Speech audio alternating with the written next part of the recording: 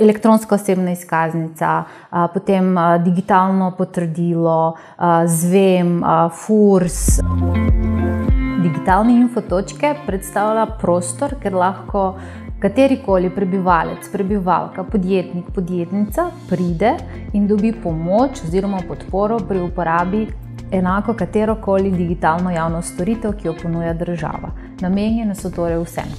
Prebivalke in prebivalci, podjetnici in podjetniki lahko najdejo te točke na 222 lokacij po celotni Sloveniji. Prisotne bodo v praktično vseh občinah, v mestnih občinah bodo na voljo tudi po več teh digitalnih točk.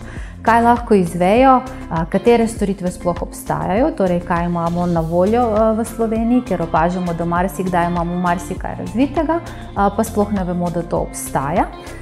In tukaj mislimo vse od elektronska osebna izkaznica, potem digitalno potrdilo, ZVEM, FURS, tudi digitalne storitve na področju kmetijstva, potem razne vloge, ki jih lahko državljanke in državljani oddajo, vse te postopke, pri katerih komunicirajo z državo.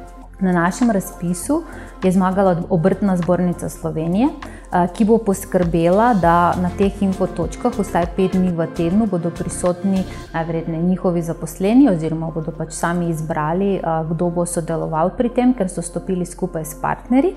Svetovali bodo pa tako pri uporabi teh digitalnih javnih storitev, kot tudi ozaveščali o vsem, kar je na voljo. 60 infotočk bodo zaživele v roku enega meseca od podpisa pogodbe, kar pomeni, da že v mesecu oktobru vseh ostalih, torej 160 infotočk, pa bodo na voljo do konca leta. Na spletni strani Obrtne zbornice Slovenije, pa tudi po ostalih kanalih bodo obveščali o točnih lokacijah.